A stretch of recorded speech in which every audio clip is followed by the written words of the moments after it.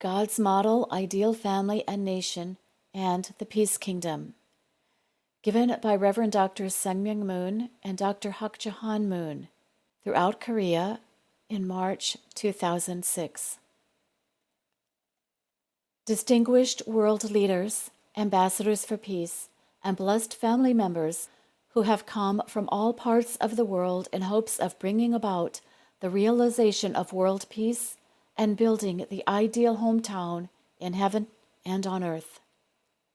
I would like to express my deepest gratitude to all of you for coming together in the midst of your busy schedules and to take part in this rally to expand and elevate the Family Party for Cosmic Peace and Unification to a global level, so that it may be reborn as the Chunilgok House for Peace and Unification, to make the Universal Peace Federation a model UN-type organization, and to make Chunilgok the kingdom of the peaceful, ideal world through the concerted efforts of all the nations of the world.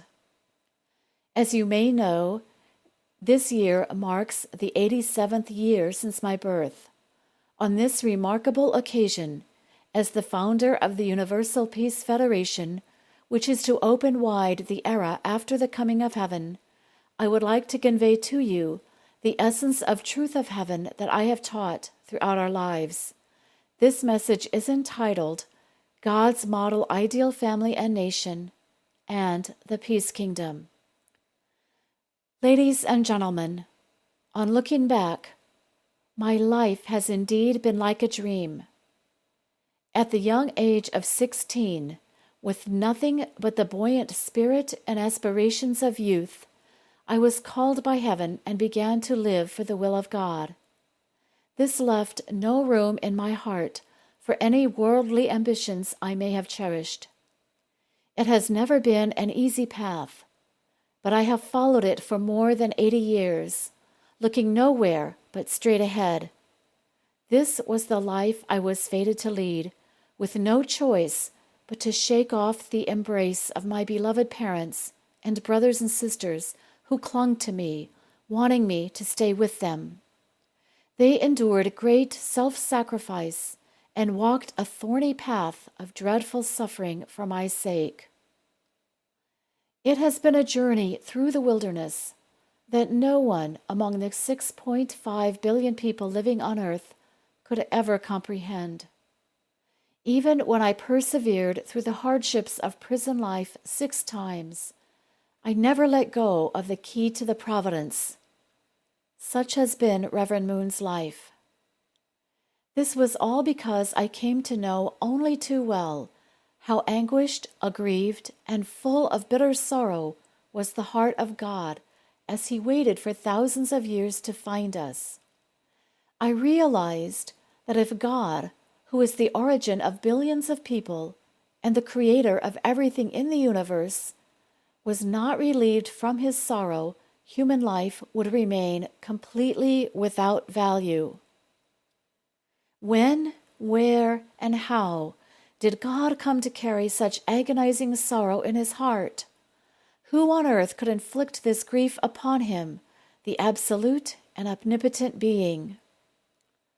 God created Adam and Eve and established them as the first ancestors of humankind.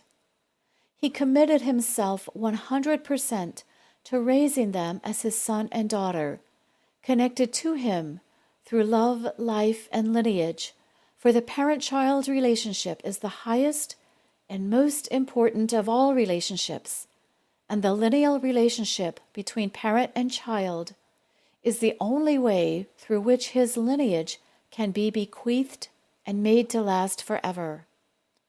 However, this parent-child relationship, more precious and important than life itself, was severed through the fall of Adam and Eve. As God's own flesh and blood, and as His eternal, only begotten son and daughter, Adam and Eve formed a blood relationship with his enemy Satan, and became Satan's children instead. In the face of this, God's heart has been crushed and wounded with grief and sorrow throughout history. This still remains the most mortifying and harrowing anguish, which no one before in history could know or resolve.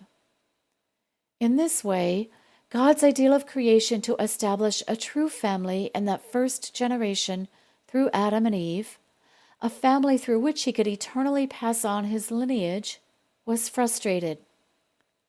The only way to relieve his sorrow is to restore and establish a true family unrelated to the lineage of Satan. Herein lies the reason why all of us need to establish true families, which is God's ideal of creation. Herein also lies the fundamental object and purpose of the founding of the Universal Peace Federation.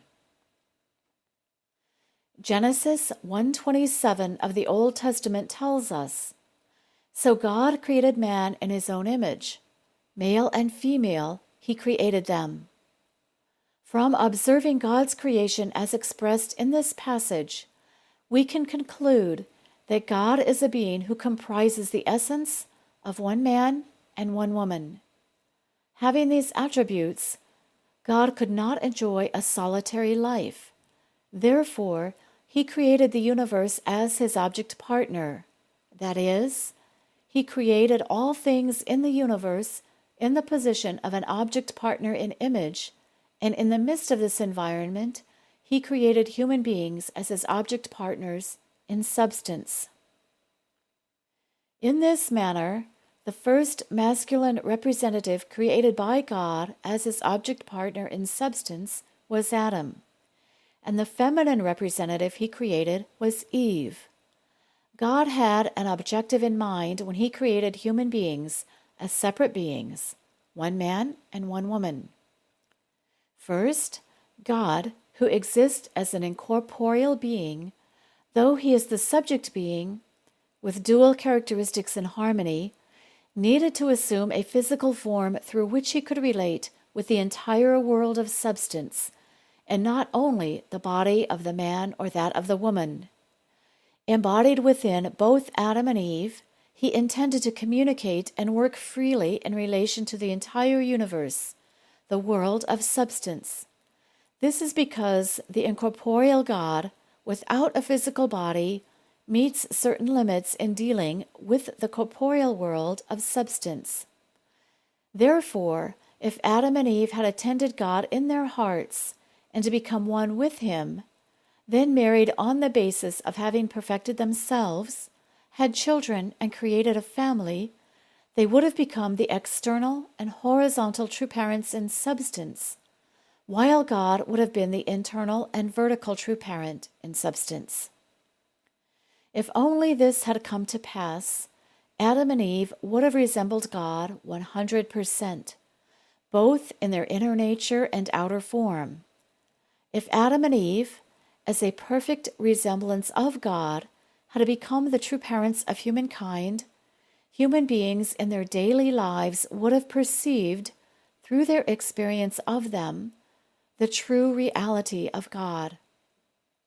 Second, God created Adam and Eve for the fulfillment of love.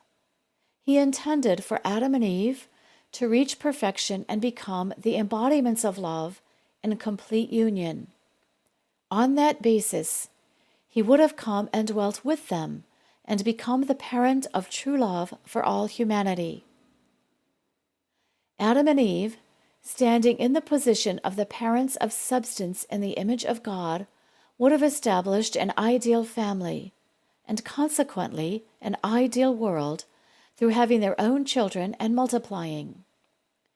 If this had come to be, the spirit world and the earthly world would have been linked through human beings. We can conclude that God created us with the purpose of our being the connecting point between the spiritual and physical worlds. By coming to dwell in Adam and Eve based on true love, God could remain as the true parent, the parent in substance of humankind. Moreover, when the time came for them to end their lives on earth and pass on into the spirit world, even in that world he could take on the spirit bodies of Adam and Eve and manifest as the true parent through their form. However, due to the fall of Adam and Eve, God has not seen that ideal fulfilled. God does not need money, knowledge, or power. Since He is the absolute almighty being, He does not need such things. Though modern science may be accomplishing spectacular advances, these are all part of the process of discovering new facts and truths within the realm of God's creation. The vast expanse of this universe operates in accordance with laws, following an order that cannot be fathomed by human thought or science. In this sense, God is also the absolute scientist. Then what would have been the ideal that God hoped to achieve through the creation of humankind? It was to fulfill the four-position foundation. The four-position foundation signifies Adam and Eve in a state of complete union with God. This makes it impossible for them to separate from God's realm of love, no matter how hard they may try. In other words, it refers to the foundation of a family with God as its center, established when the husband and wife have achieved complete oneness, not only with each other but also with God, and when they have become an ideal couple and given birth to ideal children. When the family four-position foundation is thus completed, that family becomes a family of the ideal of creation desired by God. Generally speaking, a family is formed through the coming together of husband and wife and of parents and children. At the center of that family group, there must be God's love. At this point, the husband represents heaven and the wife earth. Although they are two separate beings, when husband and wife have become one, horizontally speaking, their union symbolizes the unity of heaven and earth. Simply put, when husband and wife are in unity based on God's love, the way to bring unity in the universe opens up. Ladies and gentlemen, God created the world to receive joy from it. Since even the absolute being, God, could not feel joy while alone, He needed a partner with whom He could share the giving and receiving of love. This is because joy cannot be learned all by oneself, but can only be experienced through a partner. To put it another way, God created this world in order to feel joy from seeing humankind and all things of the creation become one through His love, forming a harmonious and peaceful world of love. On such a basis, human beings were meant to form true conjugal relationships centering upon His love, and to establish families, tribes, peoples, nations in a world of true love. God created this world to participate directly in this process and to feel joy from it. We can see that human beings are absolutely essential to fulfill God's ideal of love, and in light of this, we can better understand the concept that absolute value is derived from an absolute partner. God, as the Father, and humankind, as His children, were to form a vertical axis, and this was the purpose for the creation of human beings. If this axis had been connected perfectly, that is, if a relationship that united humankind and God as one through true love had been established, that relationship would have been an absolutely inseparable one, which no force in the universe could break apart. How could anyone who has been bound to the original love of God and who has tasted that love ever be separated from it? With the coming of spring, honeybees wake up from their long slumber and get the taste for the fresh nectar of the blooming flowers. Try pulling the abdomen of one such honeybee while it is lost to all else but sucking on that nectar. You will see that it cannot tear itself apart from the nectar, even if its abdomen is pulled off. How about you? Once you really get to know the taste of God's true love, you won't get far from it before you come back and cling to it once again. This shows that the power of the vertical true love that connects us to Him is greater than the power of life. Ladies and gentlemen, the reason we miss the family we have left behind is because at home there is love for one another.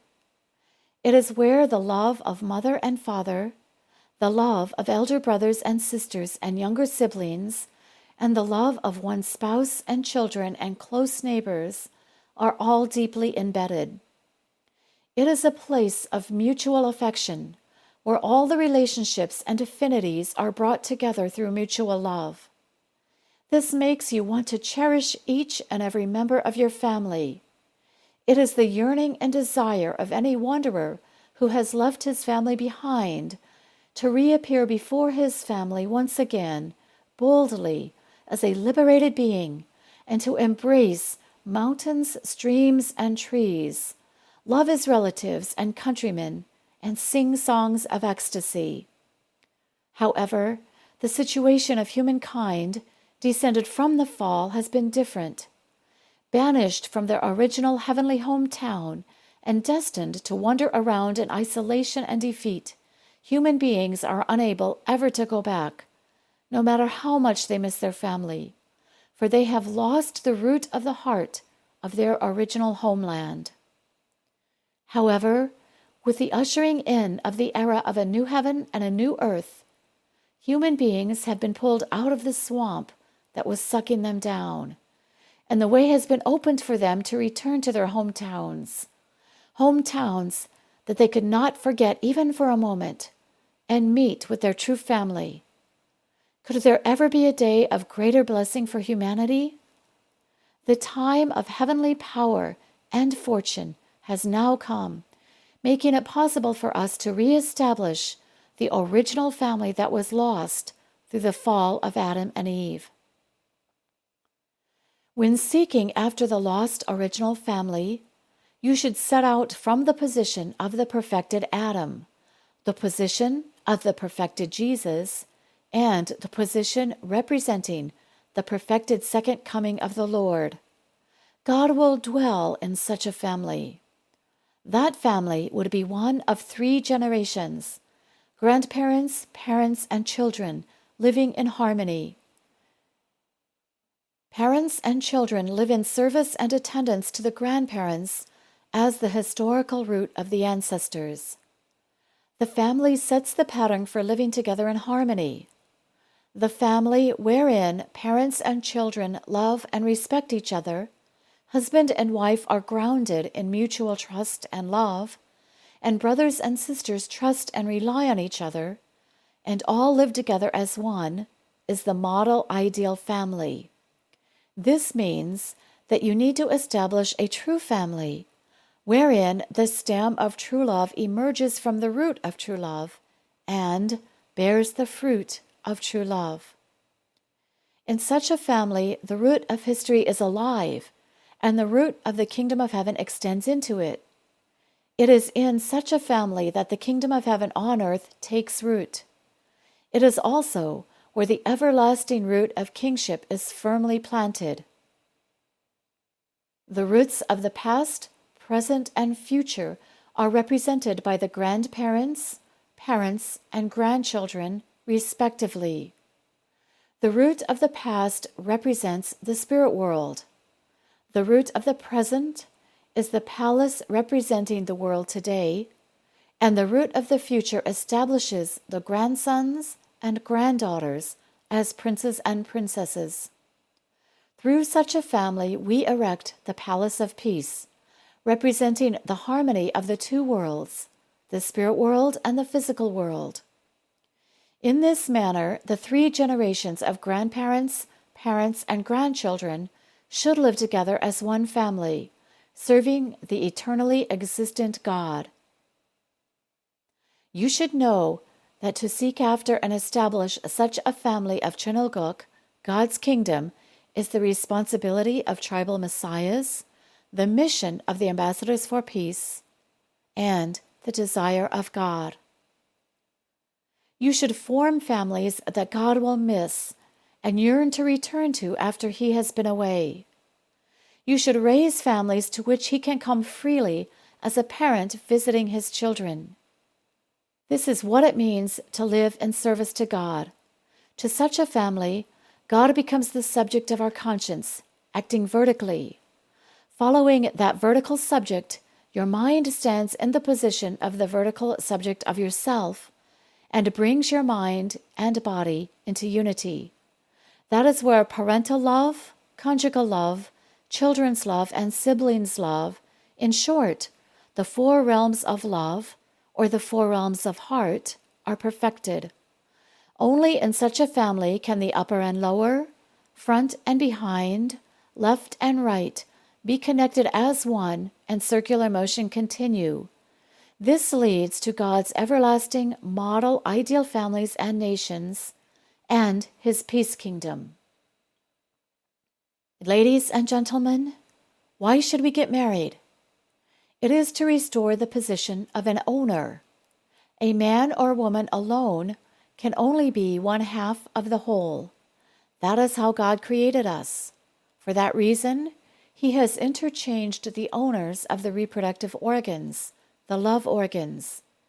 The owner of the wife's reproductive organ is the husband, and the owner of the husband's is the wife. Only when each is rooted in love for the other can they stand in the position of the owner of their spouse. We marry to secure this position of the owner. Then what are we trying to achieve by restoring the position of the owner? It is to fulfill and embody God's love from that position. God is the subject of the three great loves. As the owner of the universe, He is the teacher, owner, and parent of true love. This is the genuine three great subject thought system. All such teachings and truths are created based on the life of true model families. And once they expand, the society, nation, world, and even heaven and earth can be transformed into the peace kingdom of the model ideal family. Distinguished leaders, you are now living in the most blessed and exalted time in history. I now proclaim the launch of the era of a new heaven and earth, an era after the coming of heaven, long awaited and yearned for by billions of your ancestors in the spirit world who have come and gone in history. This is the era of the kingdom of the peaceful ideal world. Not only the four great religious founders, but also billions of good ancestors have come down to earth at this point to guide you on the heavenly path. The age in which the fallen and corrupted world plays havoc on humanity, allowing those who are evil to live better than others, is passing away. Reverend Myung, who received the seal of heaven, has come as the true parent of humanity and the King of peace. I will be true to my promise to God. I will bring to fruition the era of the kingdom of the peaceful ideal world on this earth without fail. Therefore, please bear in mind that all of you gathered here today are the central figures in establishing the kingdom of the peaceful ideal world on this earth, in attendance to the King and Queen of Peace, the true parents. Under the banner of the able type UN, let us sweep away the absurdities and the evil of this world through true love power. Let us become the proud Peace Kingdom Police and the Peace Kingdom Corps of the Universal Peace Federation and protect the blessed families of the world. Let us fulfill our roles as the sentinels watching over this blessed land that is our planet. I pray that the blessings and grace of God may be with all of you leaders representing different areas of responsibility, whose presence has elevated this historic occasion. I ask you to devote your best efforts, as true parents have, toward the development and success of the Universal Peace Federation, and toward creating God's ideal family, ideal nation, and the peace kingdom. Please become true princes and princesses who can attend and live together with God, the eternal peace king, as the true parent of humanity. Let us each live up to the standard of a true filial child, a patriot, a saint, and a member of the family of divine sons and daughters of God, in order to create the peace kingdom for all eternity. May God's blessings be with you, your family, and your nations. Thank you.